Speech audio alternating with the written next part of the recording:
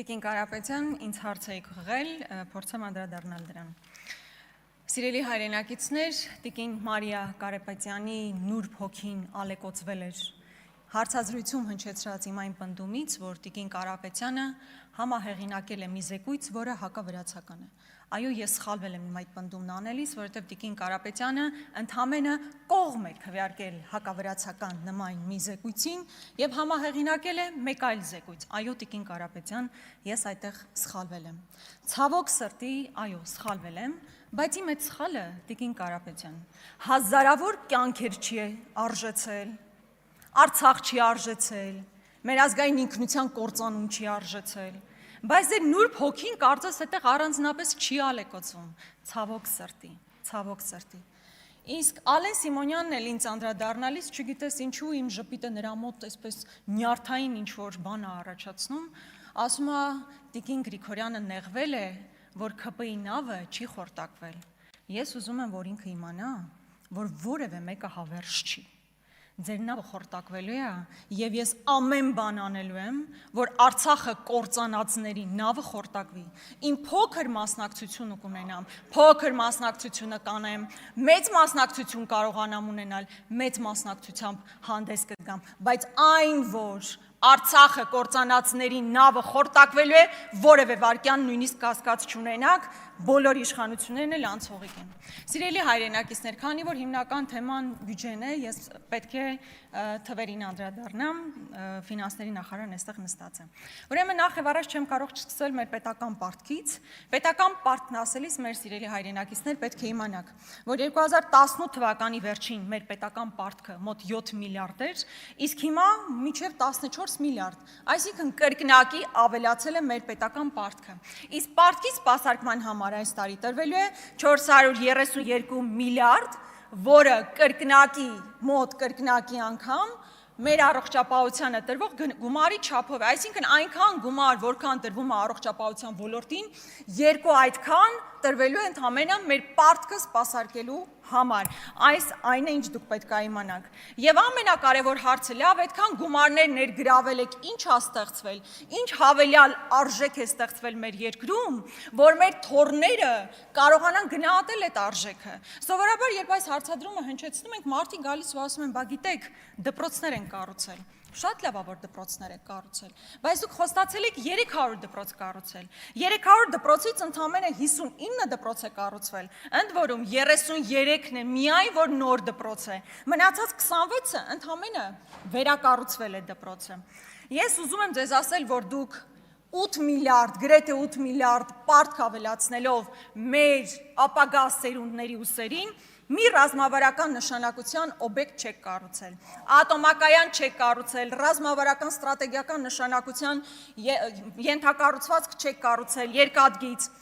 նույնիսկ 1 միլիոն բնակչություն ունեցող Երևանում, որտեղ մարդիկ գրեթե ամեն օր մինչև 2 ժամ խցանումների մեջ կանգնած են։ Այսօր, երբ որ քաղաքական մեծամասնությունը չկարողացավ գալ նիստի, ես վստահ եմ, որ մեծ մասը խցանման մեջ կանգնած եք, ինչպես որ ես։ Բա դա ինչու է այդպես, որովհետև երբ որ քաղաքապետերը համատարած շինթույլտվություններ են տալիս, տարբեր տեղեր խոշոր շենքեր են կառուցում, չեն մտածում այդ ճանապարհը ոնց նոր ճանապարհ կառուցելու մասին։ Իմիջիայլոց որտեղ է ձեր Աջափնյակի մետրոյի կայարանը։ Ձեր ընդհանրապես գործունեությունը Աջափնյակի մետրոյի կայարանի նման մի բան է, որ խոսում եք տարիներ շարունակ, բայց գոյություն չունի։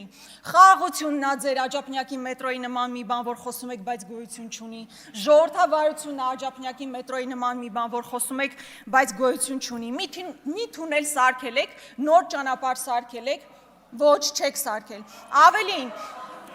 խոսքը Երևանում նոր ենթակառուցվածքի մասին է, հանգստացեք, շունչ քաշեք։ Ավելի Նիկոլ Փաշինյանը վերջերս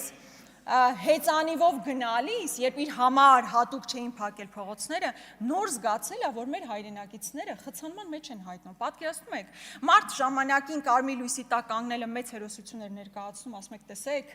նոր Հայաստանում վարչապետը նման ձև պետք է դիրքավորվի։ Հիմա ընդամենը մի անգամ 7 տարի անց ճանապարհները փակելուց հետո հեծանիվով գնալիս հասկացել է, որ մարդիկ ժամեր շարունակ ուղղակի խցանման մեջ են կանգնած։ Խոստացել էիք 15 ջրամբար։ Ձեզ ասեմ, քանի ջրամբար եք կառուցել, 0 ջրամբար եք կառուցել։ Միակ կառուցված ջրամբարը Վեդի ջրամբարն է, այլ 16 թվականի ծրագիրը սկսել է կառուցվել, միայն 0 օրոք ավարտվել է, այսինքն 15 ջրամբարից 0 ջրամբար։ Վերջերս Կապսի ջրամբարում էի, եւ այնտեղ նույնիսկ տախտակի վրա նշված է, որ ավարտը ես խնդրում եմ ապահովել լռություն դահլիճում։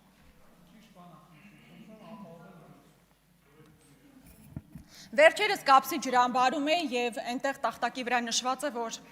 ծրագրի ավարտը 26 թվականն է եւ ընդամենը 10%-ով էր իրականացված ծրագիրը, այսինքն այդ խոստումն էլ չի իրականացվել։ Վարկերը ներգրավում են, դրա դիմաց տոկոսները փակվում է, բայց բուն ծրագիրը չի իրականացվում ու դա երկար տարիներ է տևում։ Արտահանումը կրճատվել է 47%-ով, որովհետեւ այնինչ արտահանում էիք կամ ոսկեր կամ թանկարժեք մետաղներ, որը հասկանում եք աշխարհաքաղաքական ինչպիսի իրողություններով էր պայմանավորված։ Երբ մենք ասում ենք 8 միլիարդ ներգրավել եք, ինչ եք ստեղծել, հենց դրա մասին ենք խոսում, որ այսօր այնպիսի պրոդուկտ չի ստեղծվել, որ ոսկին մնացած արտահանումները հանես, պրոդուկտ լինի արտահանման համար։ Առավոտից երեկո, երբ որ խոսում եք ապաշրջափակման մասին, հենց այն ասում, շատ լավ կլինի, որ ապաշրջափակվի, բայց նաև այդքան պարտք ներգրավելու ֆոնին պրոդուկտ պետք է ստեղծվեր, որ ապագայում արտահանվի։ Ես ուզում եմ նաև թոշակներին անդրադառնալ։ Այս իշխանությունը խոստանում էր, որ մեր թոշակառուների գումարը պետք է լինի հավասար սպառողական զամբյուղի, որը մոտ 78,000 դրամ է։ Սիրելի հայրենակիցներ, բնականաբար այդ խոստումը եւս ի կատար չի ածվել։ Միջին թոշակը մինչև 49,000 է, նվազագույնը 36,500, եւ սա այն պարագայում, երբ կրկնում եմ, այդքան գումար ներգրավել է, բայց տնտեսական այնպիսի էֆեկտ չկա, որպիսի թոշակները բարձրանան։ Բայց միևնույն ժամանակ ԿՊԵ-ականների թոշակառու ծնողներն աննախադեպ հաջողություններ են հասել։ Հասարակ քաղաքացին, հասարակ մեր թոշակառուն այնքան թոշակ չի ստանում, որպեսզի սպառողական զամբյուղին համարժեք կարողանա ապրի, բայց ԿՊԵ-ականների որոշ թոշակառու ծնողներ աննախադեպ հաջողություններ են ունենում։ Սրա մասին բազմաթիվ անգամներ խոսել են, բայց հերթական առիթն է խոսելու։ Ինչպես օրինակ Տիգրան Ավինյանի մայրով $490,000 տուն է գնել, ինչպես Տիգրան Ավինյանի հայրով $200,000 Սևանում տուն է կառուցել, ինչպես գնել Սանոսյանի թոշակառու մայրը, ով $230,000 տուն է կառուցել, ինչպես Դիանա Գասպարյանի սկեսուրը, ով ոչ միայն տուն է գնել, այլ բազմաբնակարան շենքեր է կառուցել, ինչպես Դիանա Գասպարյանի սկեսրայրով գազալցակայան է կառուցել։ Եվ այսպես շարունակ, ես կարող եմ շատ երկար շարունակել, իմիջիայլոց առաջիկայում նման տարբեր ձեռքբերումների մասին ես կխոսեմ։ Իրականում օտարերկրյա կապիտալը փախնում է մեր երկրից։ Ներդրումների զուտ ներհոսքը նվազել է $155 միլիոն։ Իրականում ով պիտի գա մեր երկրում ներդրում անի, երբ օրը ցերեկով բիզնես են խլում, երբ հայտարարվում է, որ հարկատուն հերոս է, բայց այդ կարգախոսի ներքո կեղեքում են մեր հայրենակիցներին, հարկային տերոր է իրականացվում։ Եվ ձեզ համար հարկատուն ոչ թե հերոս է, այլ սովորական տուգանքի մատերիալ։ Իսկ եթե այդ հարկատուն մի հատ էլ ընդդիմադիր հայացքներ ա ունենում, առնվազն պոլին պետք է պարկացնել։ Հո բոլոր բիզնեսմենները չեն ձեր սրտի բիզնեսմեն Նարեկ Նալբանդյանի հնարավորություններն ունենում, ով նույնիսկ կալանքի տակ, չգիտեմ ինչ մասն է, Նարեկ Նալբանդյանը նույնիսկ կալանքի տակ գտնվող գույքն է կարողանում ձեռք բերել ու իմիջիայլոց սուպերմարկետների ցանցի ագրեսիվ այնպիսի էքսպանսիա կա, որը խիստ կասկածելի է եւ հստակ փաստեր ունենալու դեպքում ես սրան կանդրադառնամ։ Սիրելի հայրենակիցներ, բայց ամեն ինչ այնքան էլ ողբերգական չի այս իշխանությունների համար, ամեն ինչ այնքան էլ անհույս չի,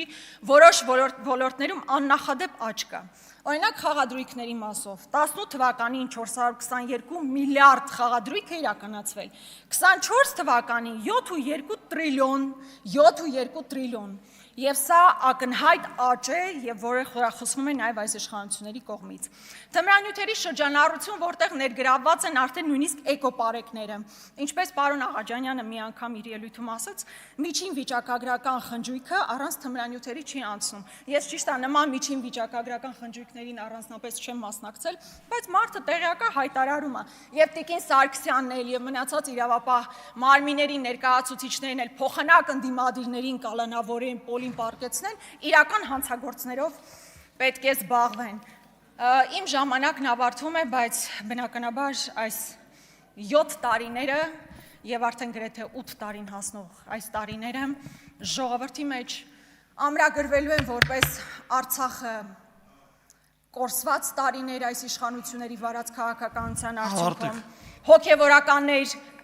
հոգևորականների նկատմամբ իրականացված բեսպրիդելի տարիներ, որտեղ երբ ընդդիմադիր համայնքապետ է ընտրվում կամ Շնորհակալություն Տիկին Գրիգորյան։